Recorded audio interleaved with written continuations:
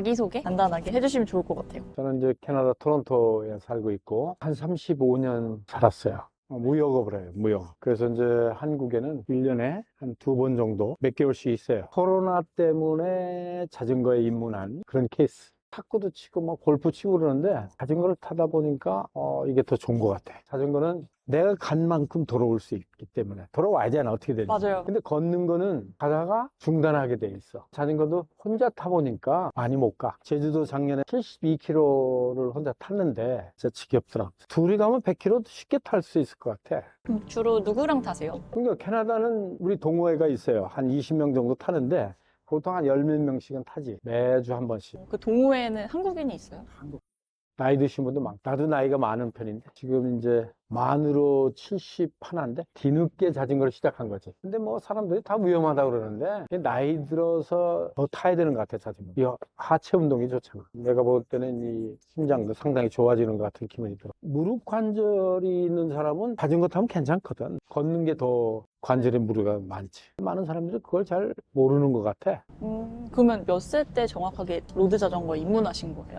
그러니까 뭐 3년도 안 됐지. 그 코로나 직후에 로드를 시작하신 그렇지. 거예요, 처음? 처음. 대단하신데요. 그럼 그 이전엔 자전거 타신 경험이 아예 없으세요? 탄 거는 뭐 그냥 따릉이 정도 타는 정도지 로드는 나도 처음 탔어요. 그래서 탔는데 오히려 이 하이브리드보다 로드가 더 쉬운 것 같아 내가. 근데 처음에는 핸들을 올렸었다고. 근데 조금 타고 타다 보니까 오히려 핸들이 높은 게 나한테는 불편해지기 시작해. 그래서 다 원상복귀했어요. 근데 전혀 이상이 없어. 그러니까 애초에 로드는 그 과학적으로 인체에 맞게 만들어진 것 같아요. 그러니까 결국 자전거는 세 대나 있는데 캐나다 하나? 이거는 이제 데빈치는 캐나다에서 사가지고 이걸 가져왔어요. 분해해서 우리 하드 케이스 하나 샀거든. 지금 소유하고 계신 그래블 자전거랑 로드예요? 아, 그럼 그렇게 선택하신 이유가 있나요? 뭐 이왕에 자전거 타는 거 또 로드를 타야 된다는 생각을 했고 우리가 빨리 달리고 가장 쉽게 달리기에 설계된 게 로드 같아. 그래브를 이제 타이어 두꺼운 거를 쓸 수 있기 때문에 안전하지. 물론 근데 로드보다는 좀 무거워요. 타이어하고 그 림 무게가 있기 때문에. 내가 볼 때는 뭐 큰 차이는 없는 것 같아. 우리나라는 그냥 아스팔트에다가 자전거 전용 도로를 만들었지만 거기는 그렇진 않아요. 그래서 그래블 같은 게 더 좋은 거예요. 그럼 어떻게 보면 안전을 위해서는 그래블을 선택하신 그래블이 거네요. 좋죠. 자전거 타시면서 혹시 제일 힐링되거나 행복했던 기억이 있으세요?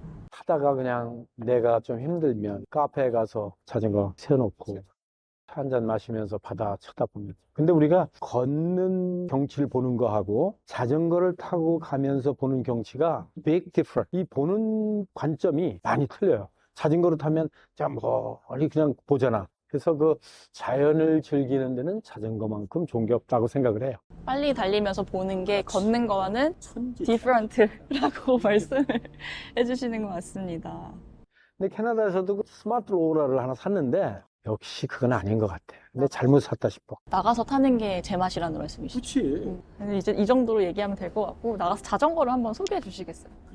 요거 데빈치라는 거는 이제 몬트리올에서 유명한 몬트리올에 이제 본사가 있는데 데빈치. 이 자전거는 그 캐나다 상당히 포퓰러한데 한국 분들은 잘 몰라요. 그리고 역사도 있어요 상당히. 만든 지가 꽤 오래된 여러 가지가 많아요 이에서도. 무게가 지금 물론 이게 처음에 나올 때는 타이어가 작은 거였는데 내가 이제 그 겨울이나 아니면 좀 뭐 할 때 타기 위해서 조금 넓은 거를 바꿨거든요. 이 무게 때문에 그렇지 키로에서 10kg 정도 될 것 같아요. 로드 그냥 그거랑 그렇게 차이도 크지가 별 않네요? 차이는 없어요. 오. 풀 프레임 이 카본이기 때문에 저 캐네디언 달러로 한 3,500 크로스 텍스 하면은 올모스 4,000불 돼요. 한 380만 원? 380만 원.